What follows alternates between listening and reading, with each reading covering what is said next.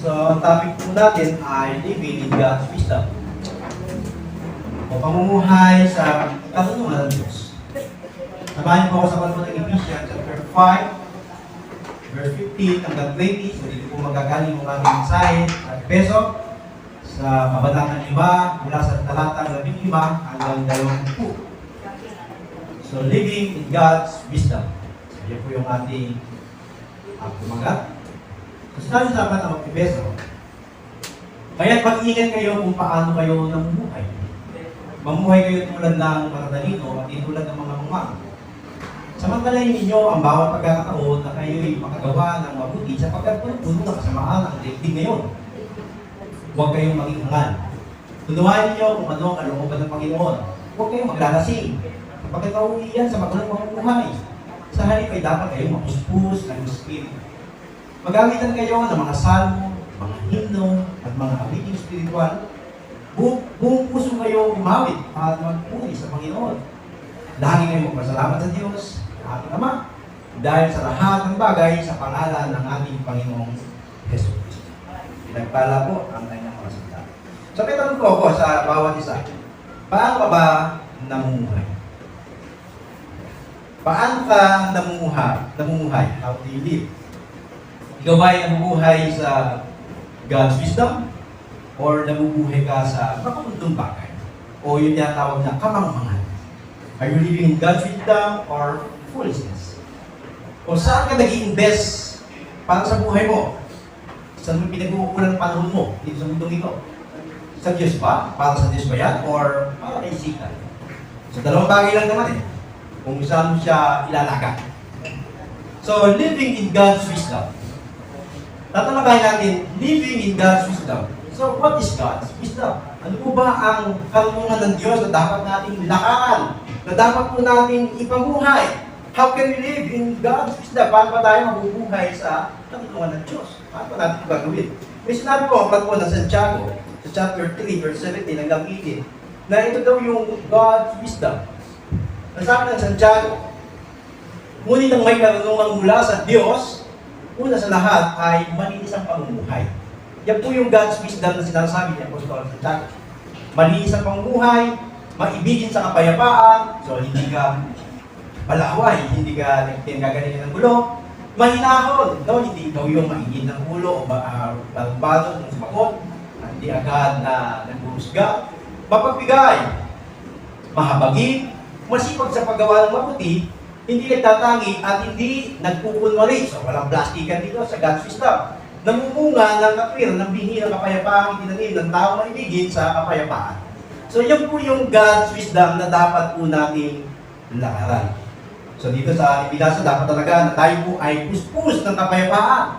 Na hindi tayo yung gulong-gulong isipan. Tayo po yung mga maaamo, mapagbigay. Bukal ang puso po natin sa giving.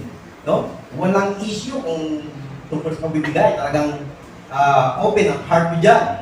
No? Puno-puno daw po tayo ng awa, mapagpatawad, ibig sabihin.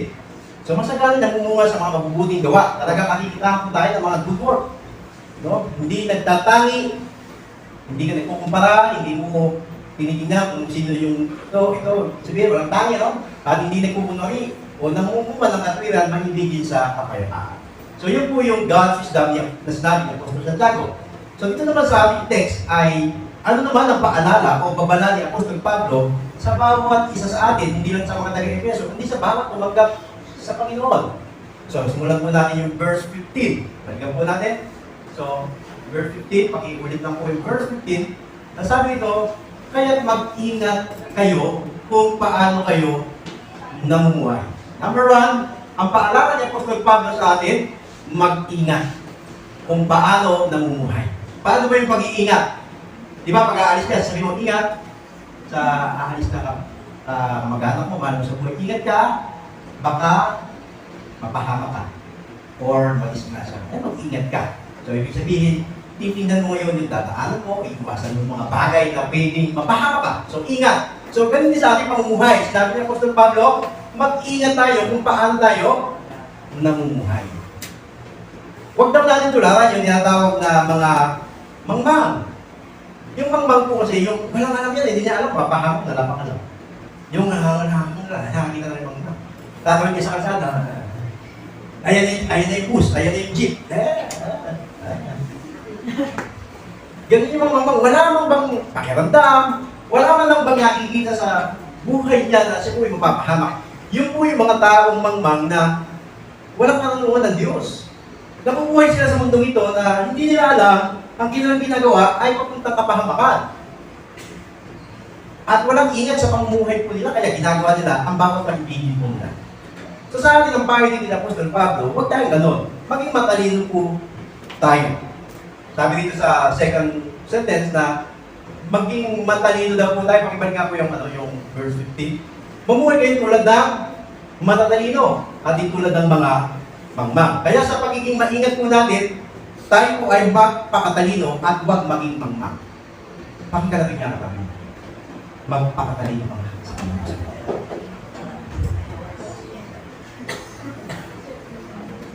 Sa academic, sa mga pag-aaral, ang mga batang, ang mga estudyante matatalino, yun yung mga masipag mag-aaral.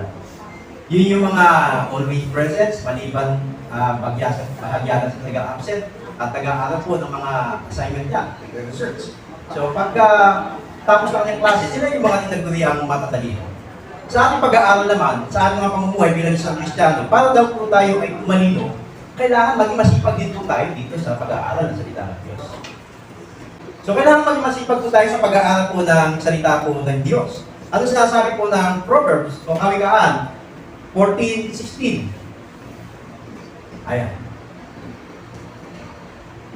So 16 po yan, no? Pero okay naman po yan. Ang mangmang ay nag-aaral pero hindi natututo. Madaling matutunan ng tama. So 60 po tayo. Pakyan niyo po sa Bible. 16 po siya. Nawala yung 1 eh. Naging 6 lang. Kawikaan po tayo.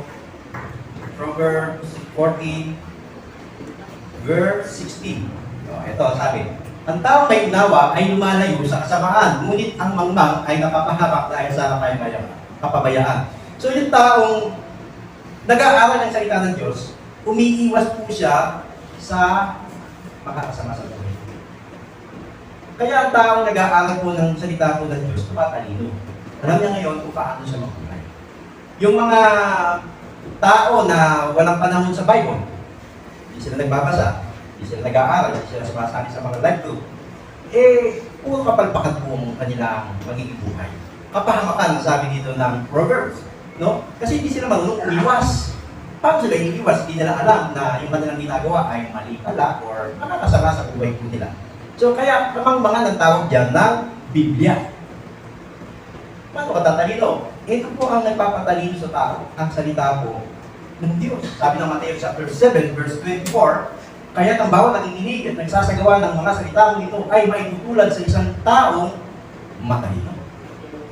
Kasi alam niya ang gagawin niya, alam niya ang dapat, mga bagay na dapat iwasan sa buhay niya na maglalayo sa kanya sa kapahamakan. Kaya matalino yung tao na to. Pero yung mangmang, hindi niya alam yung ginagawa niya, pinagpapatuloy niya din sa mundong ito ang kanyang ginagawa. Hindi niya alam ang ending ng buhay niya, kapahamakan. Kaya tayo, ang sinabihan po ni Apostol Pablo, maging matalino po tayo. Nandiyan ang salita ng Diyos, magpakatalino ka sa salita ng Diyos upang maiwas ka sa anumang kapahamakan sa iyong buhay. Sabi ng mga awit 119 verse 66, ako'y bigyan mo ng dunong at ng tunay na kaalaman, yamang ako'y nagtiwala sa utos mong ibinigay. So sabi ng sumulat ng awit ng 119. So bigyan mo ng dunong dito. Ito ang nagtitiwala. 67, dati daw, sabi niya, ang sarili namumuhay ng baluktot. So, hindi pa siya nagkapasa, wala pa siyang kaalam, so baluktot yung kanyang way of life. Pero nung ako ay parusahan, didisiplina siya ng Panginoon, at nakita niya ang salita ng Diyos, na ito palang dapat sundin. 68, ang sabi dito, kay buti mo, O Yahweh, kay ganda ng iyong loob sa akin, na ituro mo ang ibigay mong mga utos. So, naranasan po niya ang tamang pamumuhay. So, nung nag-aaral siya ng salita ng Diyos, sinunod niya ang salita ng Diyos, naranasan po niya ang masarap na buhay. Amen, ano? Dahil umiiwas na siya sa mga masama. Halimbawa na lang, ang sabi ng mga doktor o mga medical expert mo natin, kapag inapuso mo yung katawan sa mga bisyo, ikaw ay sakit. Eh kung ikaw ay hindi mo yan binabasa, sasabi ng Bible na kapag ikaw ay naglalasing or nagbibisyo, pinaparusahan ang katawan mo sa mga bagay na hindi ka natutulog sa Panginoon, ay sinasaktan mo ang templo ng Diyos. So, gagawin mo rin yan kung hindi mo nababasa. Pero kung mababasa mo yan, kung hindi mo iiwas ka. May iwas ka sa sakit. May iwas ka sa mga bukol-bukol. May iwas ka sa mga pagtanda mo ay hindi ko mahihirapang bina. Hindi ikaw yung nadodoktor. Kasi nga, habang bata ka, iniwasan mo yung mga bagay makakasama sa'yo. Pangalawa, paano mo sa mundong ito, hindi ka pupunta ng impyerno. Bakit? Kasi nakita mo ang tamang daan dito. Amen. So, napakatalino mong tao kung gano'n. Pero yung mga mangmang, wala silang alam. Sarili lang nila, gusto nila masunod. At kung ano yung kanilang paniniwala, yun pa rin ang ginagawa nila. Sabihin mo sila tungkol ito, ayaw kanilang pakinggan. Kaya nga sabi ng Bible sa kanila, mangmang. Saan mo nagagaling ang karunungan? James chapter 1 verse 5. Ang sabi ng James, ngunit kung ang sino man sa inyo ay kulang sa karunungan, humingi siya sa Diyos at siya ay bibigyan sapagkat ang Diyos ay nagbibigay ng sagana at di nalulungan. So, nandito mo talaga ang tunay na karunungan sa salita po ng Diyos. Tutulungan ka kung paano ka mamuhay na may talino. Amen? No? So, yan po yung babala o paalala ni Apostol Pablo sa mga taong tumanggap kay Jesus. Pangalawa, ano pa yung paalala niya? Number 2, laging gawin ang makabubuti. So kanina, magpakatalino ba sa pamamagitan ng salita ng Diyos? So, mga kapatid, ang pag-aaral ng Biblia ay regular sa atin. Regular sa atin, nagpapasa ka, everything. Regular sa atin, kasali ko sa mga life group, o mga Bible study, at regular sa atin na tuwing tayo nasa ganitong pagtitipon, ay talagang focus ka sa pakikinig ng salita ng Diyos. At may take note ba yan? Tine-record mo. Kasi itong nagbibigay sa atin ng talino. Ngayon, pangalawa, anong paalala ni Apostol Pablo na gawin daw po natin bilang mga anak ng Diyos? Laging gawin ang makabubuti. O makakabubuti. Bakit?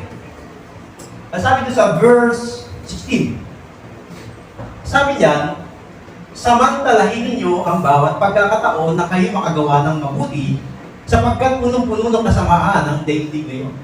So ito yung lagay ng mundo kasamaan. Pero ikaw, huwag kang pumulat sa mundo ng masama. Ang sabi niya, mag-iba ka, gawin mo yung mga makabubuti. Tandaan po natin ang sinabi ng mga ngaral, chapter 12, verse 1.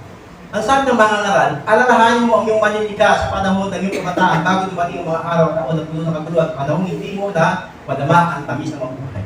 Ang buhay natin dito, may katapusan. Kaya hanggat malakas ka, hanggat kaya mo pang gawin ang mga bagay na magagawa mo, gumawa ka ng tama, gumawa ka ng mabuti. Huwag mo na hintayin na mauubos yung lakas mo. Tatanda ka, mauubos ang ipin mo. Kakalayo mo ka, hindi ka na makalakad. Hindi mo na magawa yung mga mabubuti na doon pa na lang sa bahay, hindi ka na makalayo. Pero hanggat kaya mo ba, ang sabi dito, gumawa ka ng tama, gumawa ka ng mabuti sa harapan ng Diyos. Huwag mo na hintayin na maubos yung buhay mo, maubos yung panahon mo. Tandaan mo natin, tayo po ay lahat nakatakdating mamamatay. Una-una lang yan. Amen. Ang isang katotohanan dito, hindi natin alam ang pamatayan natin. Kailan? Hindi mo pwede sabihin, bata pa ako, matagal pa ako mabubuhay. Kaya mag-enjoy pa ako. Galing din yung sinabi ng mga batang namamatay. Pero wala na sila ngayon. Meron isang kabataan, umalis, naglasing, nakasingkil, pag-uwi, napangga, patay. Bata pa. College pa lang yata. Kasi sa kalawin kalasan. Hindi naman niya alam, mamamatay sa tungkol sa iyo. Kaya, kapag ikaw ay nakatigim ng ganung aksidente, take God. Salamat sa Diyos kasi hindi ako yung napuruhan. Ngayon, paalala yan sa iyo ng Diyos. Paalala ko sa iyo yan, gagawin ko pa ulit.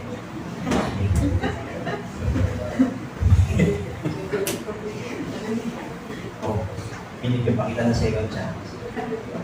Huwag na kayo mo. Kalagyan ko paalala sa iyo. Ephesians chapter 2, verse 10. Saan tayo dinisenyo ng Diyos? Epeso. Sapagkat tayo nilalang ng Diyos, nilikha sa pamamagitan ni Kristo Jesus, upang iukol natin ang ating buhay sa paggawa ng mabuti. Hindi sa mga bagay na walang kabuluhan. Kasi nga, ang buhay natin, short lang, maiksi, at di natin alam kung katapusan mo na mamaya, bukas, wala makapagsasabi. Kaya hanggat binibigyan ka na ng Diyos ng lakas, buhay, hindi nga, gawin mo na yung mabuti. Amen, ano? So, yan kasi yung layunin pinili ng Diyos para sa ating nauuna pa man. Ang layunin ng Diyos kung bakit tayo nilikha sa mundong ito, ay gumawa ng mabuti. Gumawa ng tama. At huwag tayo magsayang sa mga bagay na walang namang idudulot po ng maganda at parang puro kapahamakan pa po yung ating mararanasan. So, ang ating pong purpose, lumakat po tayo sa maangis ni Kristo. Ano bang ginawa ni Jesus? Gumawa po siya ng mabuti. Nagmahal siya ng kapwa, pinangaralan ng mga tao na manumbalik sa Diyos. At yung tao naliligaw ay nanunumbalik sa Diyos na tama ang pamumuhay. Naging daan siya para yung mga tao ay masahip. So, ganyan din po ating gawin. So, sabi dito sa verse 16, ang mundo daw po ay punong-puno ng kasamaan ngayon. Yung mundong ating ginagalawan, yung mundo na yan, yung mga tao nasa sa ibabaw ng mundo, kasama po tayo. Na sabi ng Bible, naghahari dito, kasamaan. Kaya huwag tayong magtaka kung bakit ngayon yung mga tao lumalaganap ang mga bagay na pinasusuklaman ng Diyos. Yung mga walang taros na pagsasaya, pagsamba sa Diyos-Diyosan. Ngayon, sa bansa po natin ay pinapapasa yung divorce bill. Diba? Na parang magiging laganap na sa atin yung hiwalayang mag-asawa. Dahil magkakaroon ng batas. Para dyan, na pwede na silang maghiwalay. So, approve ng Senado, Kongreso na lang, tapos Malacanang bill na sa bansa natin. Kung ipapatupad nila ito, parang wala na kung kabuluhan ng pagpapakasal. Dahil magpapakasal ka, mag-away lang sila minsan. After 5 years, pwede sila mag-file ng divorce. Nagkakasundo tayo, meron ka ng bagong asawa, may bagong asawa ko, file na tayo ng divorce. Ganun po magiging buhay ng mag-asawa.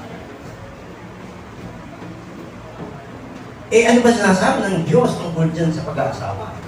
Ito ay sagrado. Ang pinagsama ng Diyos ay hindi dapat paghiwalayin ng tao. Sino pa gumawa ng batas na yan? Tao.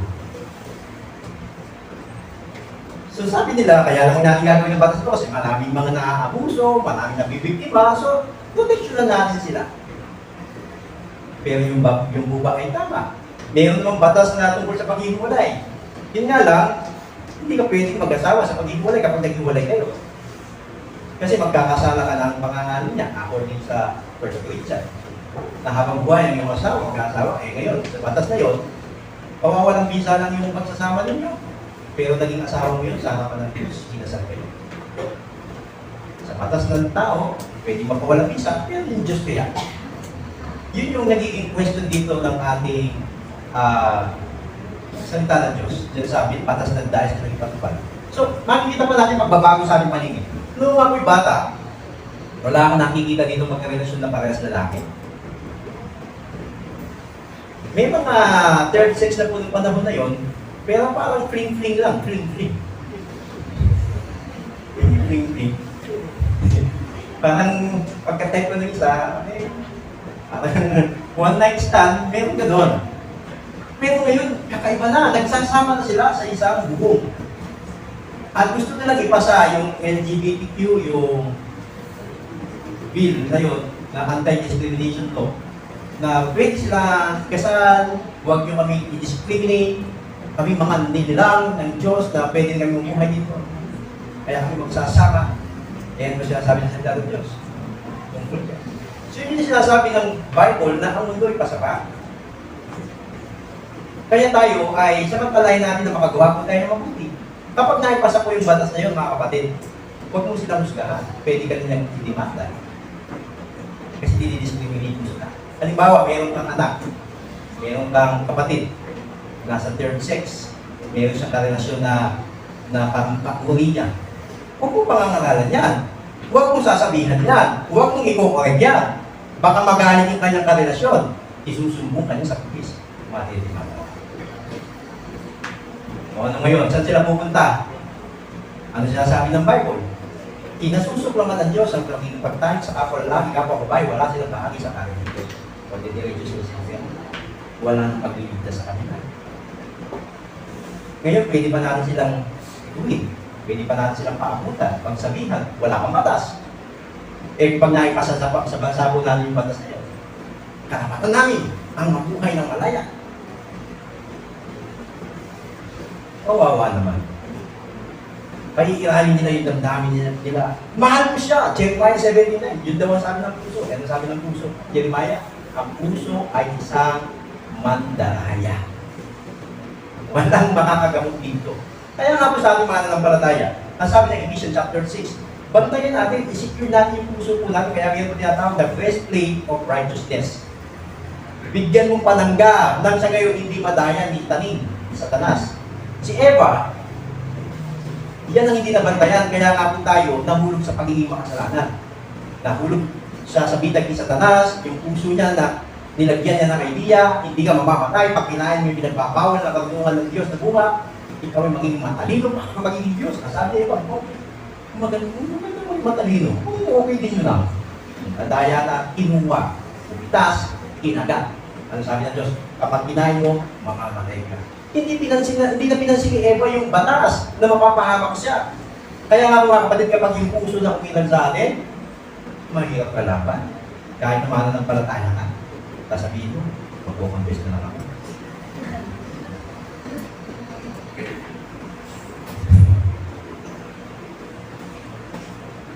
Pero ano ba sinasabi ng salita ng Diyos? Hello. Yung paulit-ulit natin ginagawa. Alam natin sa Bible na wala pa tayo sa topic ng paglalasing. Mamaya pa yan. Mag-confess na lang ako. Sasamba na lang ako sa linggo.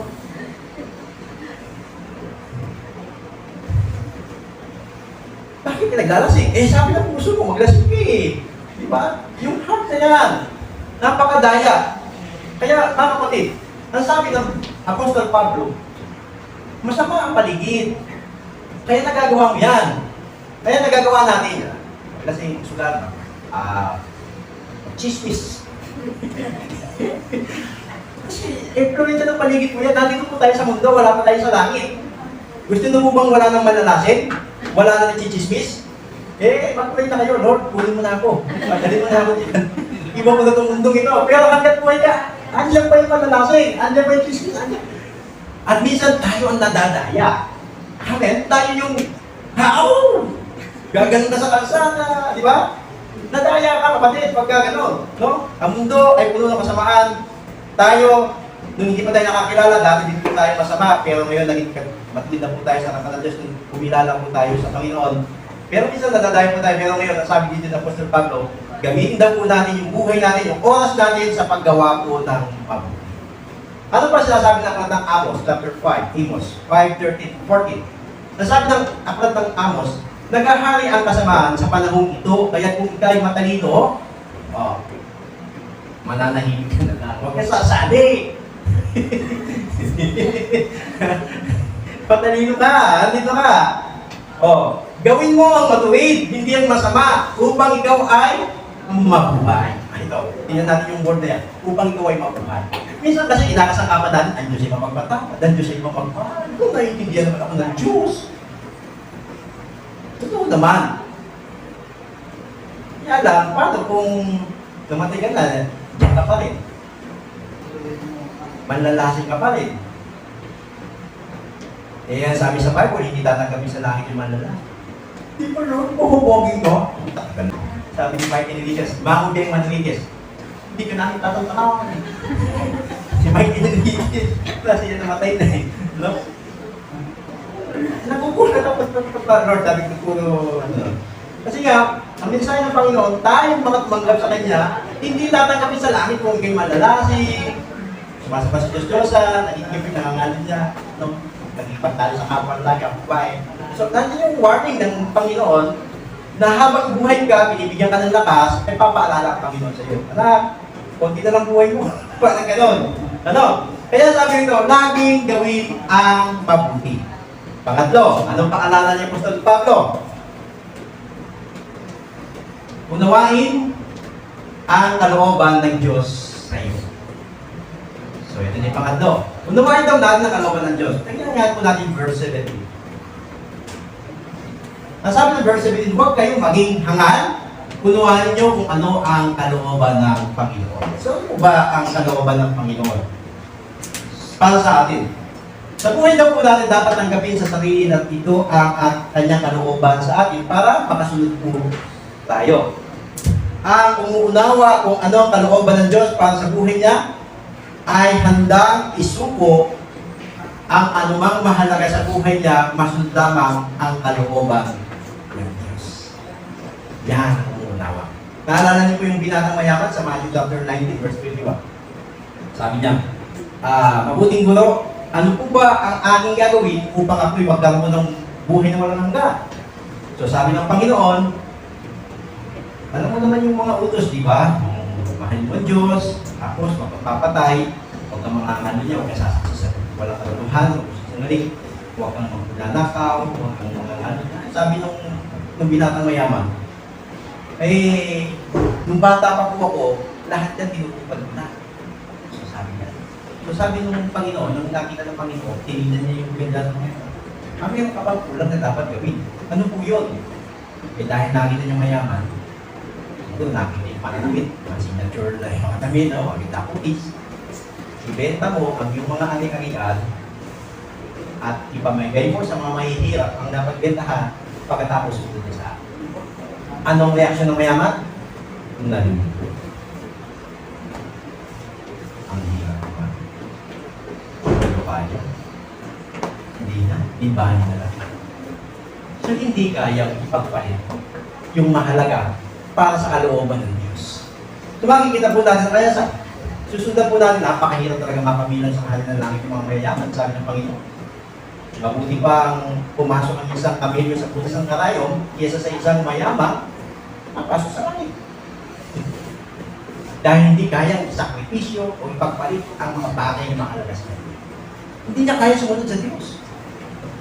Tanong, tayo, paano ba tayo makakasunod sa Diyos? Ano ba yung pwede mong isakripisyo sa buhay mo na mahalaga na hindi mo pwede tanggalin? Bisyo kaya? Ugali kaya? Loved ones? Pamilya? Kaya? So, bawat masampalataya ay dapat mabautismuhan. Amen, no? Ay mapapatawad. Sabi ng Marcos 16:16. Meron akong tinanong sa kapatid natin. Bautismo natin.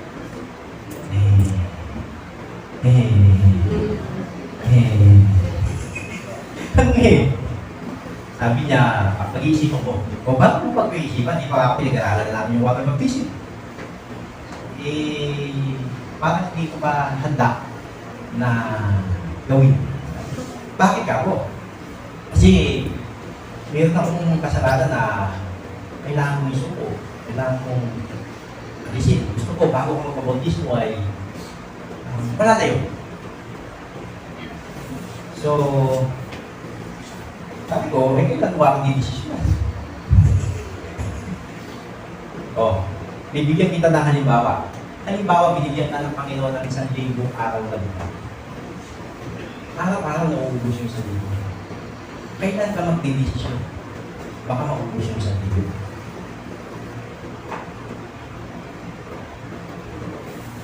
Hindi na kayang isakripisyo yung bagay na ayaw pa niya mawala sa buhay. Kaya ayaw niya magpabautismo.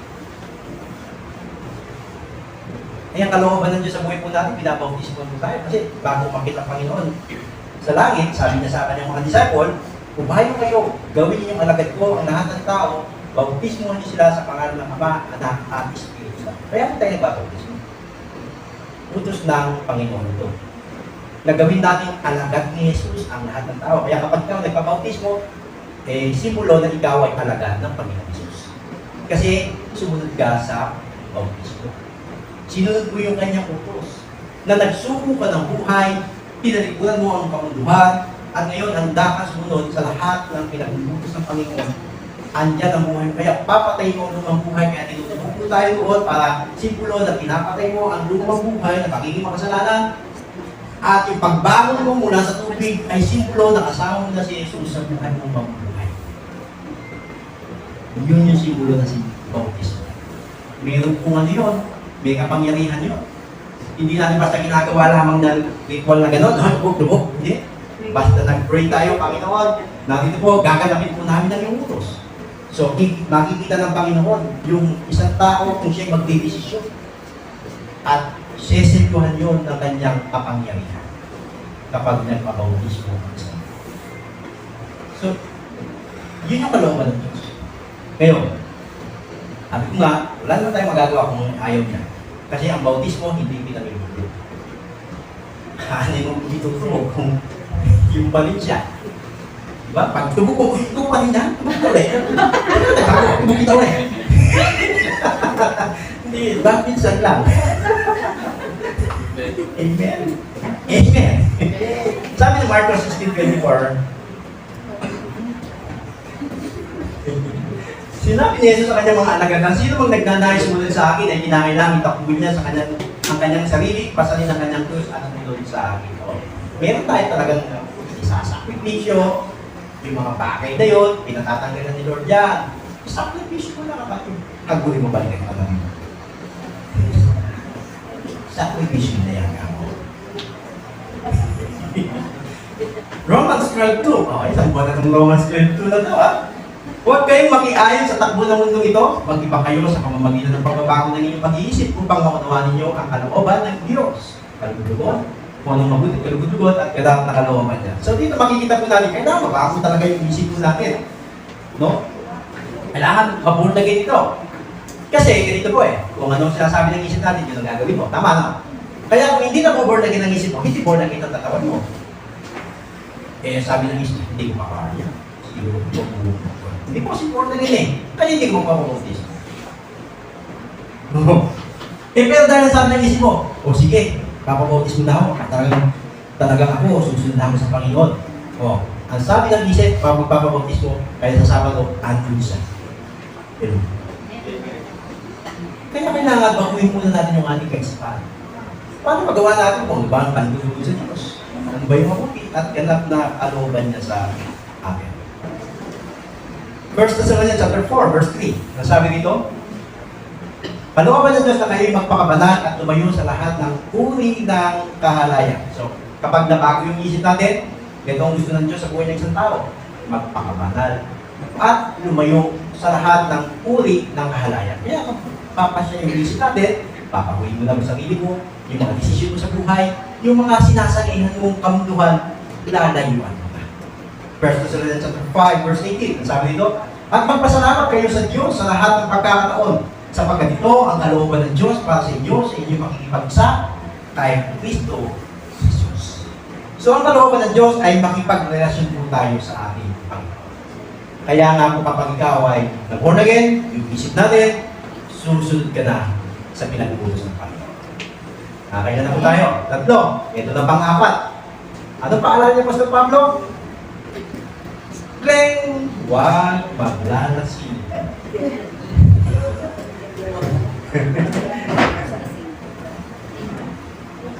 Lahat nga maglalasing. Amen.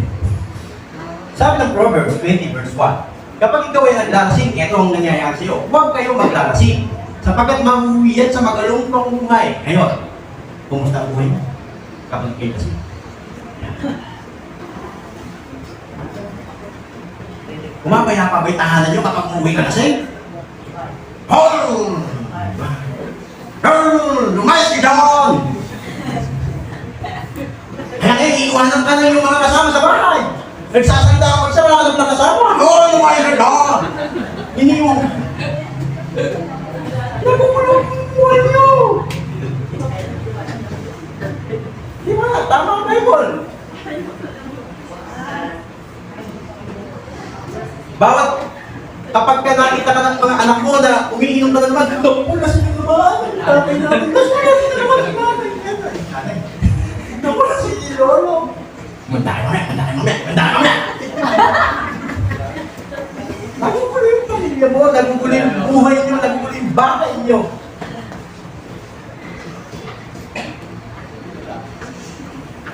Diba? Yun yung epekto ng paglalasing eh. Kaya sabi ng Bible, magugulo yan buhay mo. Sa halip ay dapat daw tayo magpapuspos sa Espiritu. Ito pa, Proverbs 23, verse 19 to 21. Nawala naman yung 9 niya. 19, verse 19. Ayan, 23 verse 19. Yung 19, nasaan? Di ba sa? Ayan. Ayan. Anak, maging matalino ka at pag-isipan mo mabuti ang iyong buhay. 20. Ito, huwag kang makikisama sa mga lasengko at sa masiba sa pagkain. No? Hindi lang sa lasengko, yung mga masiba sa kulitan. Masiba sa pagkain.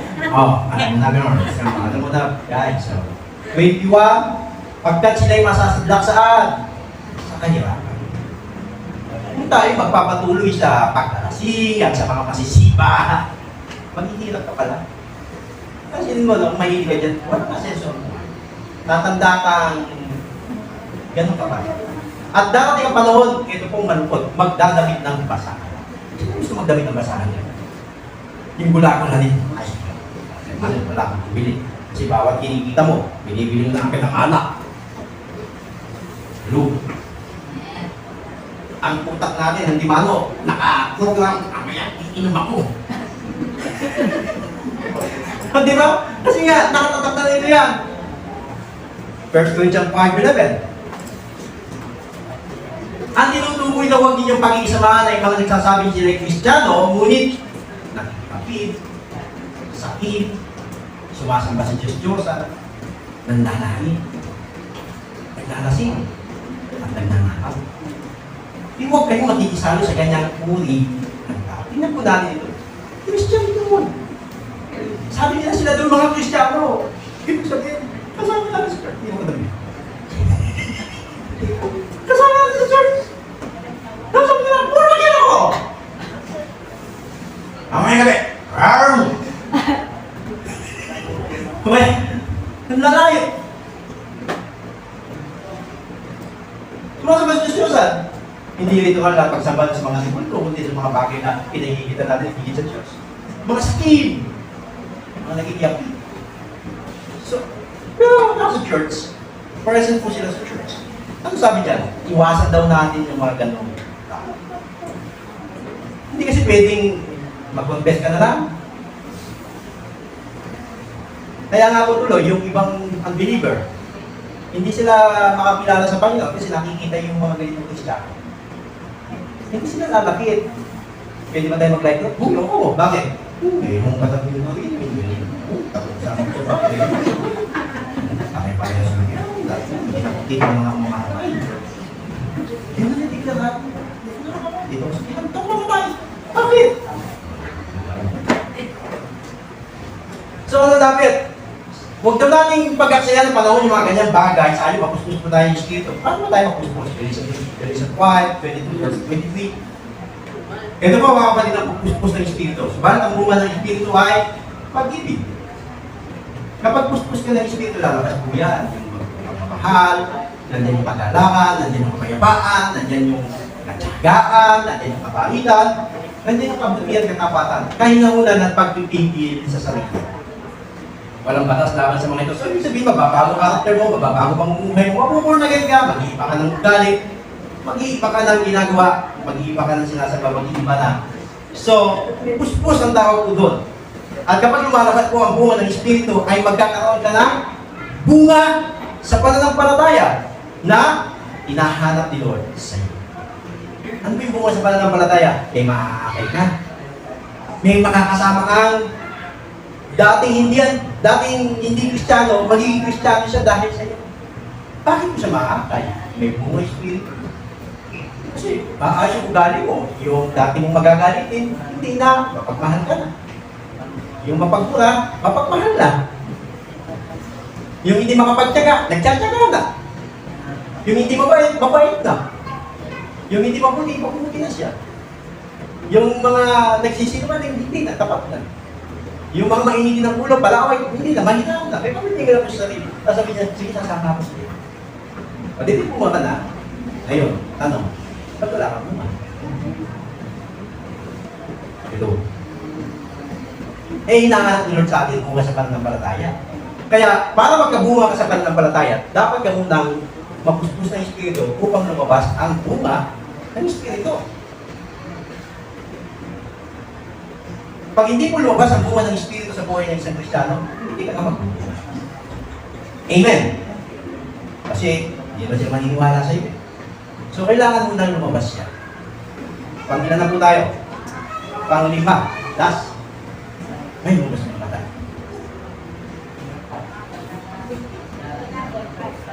Ito po yung paalala ni Apostol Pablo. Laging dumalo sa mga pagtitipon ng mga mananampalataya. Basahin mo natin verse 19 hanggang 20. Ang sabi dyan, mag-awitan kayo ng mga salmo, mga himno, at mga awiting espiritual, buong puso kayo umawit at magpuri sa Panginoon. Yan po ang aming ginagawa sa pagdalo. Lagi kayong magpasalamat sa Diyos ng ating Ama dahil sa lahat ng bagay sa pangalan ng ating Panginoong Jesucristo. So, yan daw po ang ating buhay.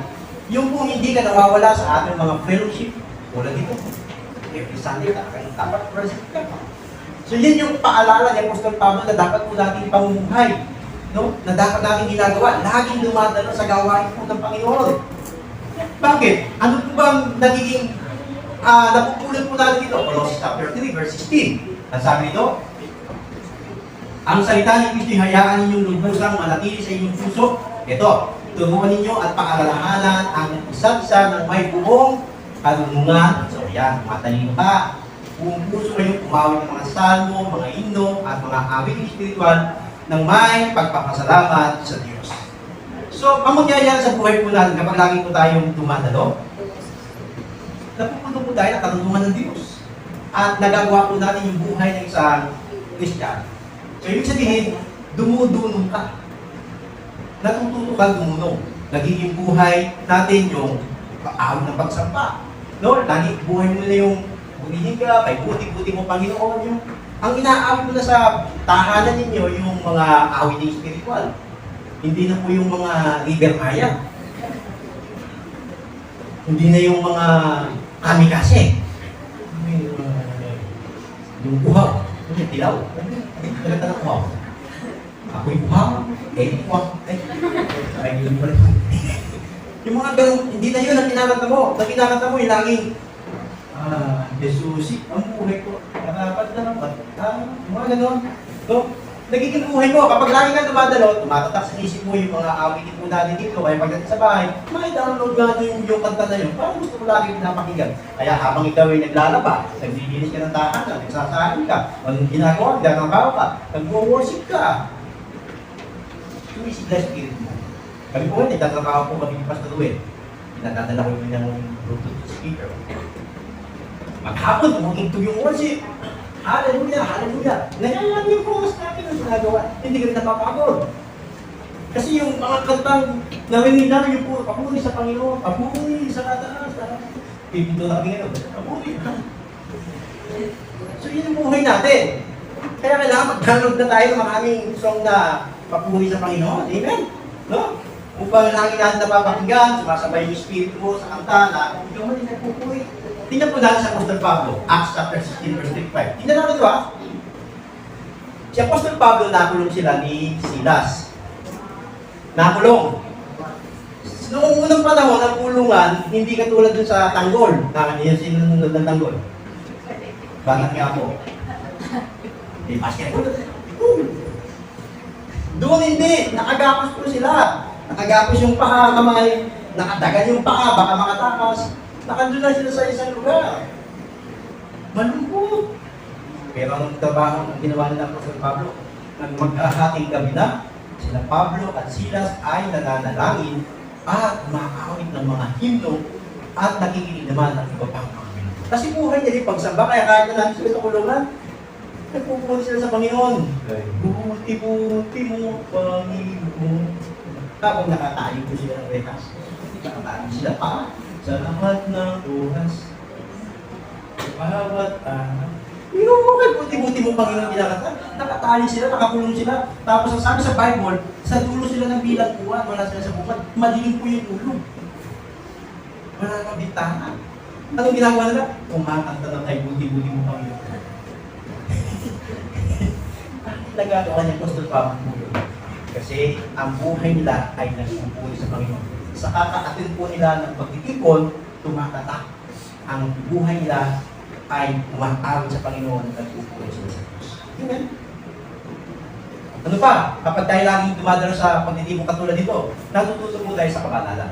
Sabi ng 1 Thessalonians, chapter 4, verse 7, tayo tinawag ng Diyos upang mamuhay sa kabanalan, hindi sa kahalayan. Alam niyo po ba, ang isang benefits ng at lagi ko natin pag-active dito sa pakikinig sa Diyos, naging banal ka. Nalalayo ka na sa kahalayan kasi bawat linggo ba naman, laging naririnig ko kang maglalasing. Palagay ko naman eh. Titigilin mo na yan. Di ba? Pagsusuka. O di ngayon, nalalayo ka sa kahalayan, nagiging banal ka kapatid. Kaya ano sabi dito ng 1 Thessalonians 4:7? Tayo tinawag ng Diyos upang mamuhay saan? Chapter 5, verse 23 ng Thessalonians din. Naway lubusan kayong gawing banal ng Diyos na siyang nagbibigay ng kapayapaan at naway panatilihin niyang walang kapintasan ang buo ninyong katauhan, ang Espiritu, kaluluwa, at katawan hanggang sa pagparito ng ating Panginoon Kristo. Gino nyo, sa pagdalo po natin dito, sa pagtitipon po natin, nililinis yung ating tatlong bahagi ng katawan po natin, Espiritu, kaluluwa, at katawan. Kapag kasi yung espiritu mo, nagiging puspos, lalabas yung bunga ng espiritu. So, babaguhin na yung isip mo, yan nga po yung kaluluwa. Ha? Yung kaluluwa natin, yan yung isip. Kung anong sabi ng isip, yun ang gagawin ng katawan mo. Tama? Mabubuhay din ka, kaya nga, pagpuspos ka ng espiritu. Sabi sa isip mo, huwag ka na maglasing. Maglasing ka rin. O, ano sasabihin ngayon ng isip? O, huwag na tayo maglasing, sabi niya sa katawan. Kaya hindi ka na magre-red horse, hindi ka na mag-gin pillow. O, ang sabi dyan, Espiritu, kaluluwa, at katawan. Kaya pagbalik ng Panginoong Yesus, wala na ka ng kapintasan. Blue. Bakit nangyayari yan? Kasi masipag ka sa pagdalo. Amen? Lagi ko siyang nakapakinggan, hinuhubog yung ating buong pagkatao dito. Kasi ang naghuhubog, walang iba kundi ito. Amen? 1 Peter 1, verse 30-16. Sabi ng 1 Peter, kaya nga, ihanda niyo ang inyong mga isipan para sa dapat ninyong gawin. Maging mahina kayo at lubos na umasa sa pagpapalang tatamunin ninyo kapag nahayag na si Yesu Cristo. Tayo po ay tinawag na magpakabanal. Ang pagpapabanal ay iniiwan ang gawain ng mundo at inuunawa ang dapat pamumuhay ng isang Kristiyano. Yan po yung pagpapabanal. Iniiwan na natin yung dating buhay, yung buhay. Kaya nga po, hinuhubog po tayo sa salita ng Diyos hanggang sa maging katulad na po tayo ng Panginoon. So bilang isang tumanggap ng kaligtasan, dapat din natin pahalagahan at tinanggap natin. Sikapin natin mamuhay sa mga kalooban niya at magpakabanal. So, ipakita po natin na tayo ay totoong tinawag ng Diyos sa kabanalang pamumuhay. Sabi nga ng 2 Corinthians 7 verse 1, 7 verse 1, kaya po dito, mga minamahal, sapagkat ipinangako sa atin ng mga bagay nito, alisin na natin sa ating sarili ang lahat ng nakapagpapalagi sa ating katawan. Yan o, at sa ating espiritu. Sikapin nating mamuhay ng may ganap na kabanalan at paggalang sa Diyos. Amen.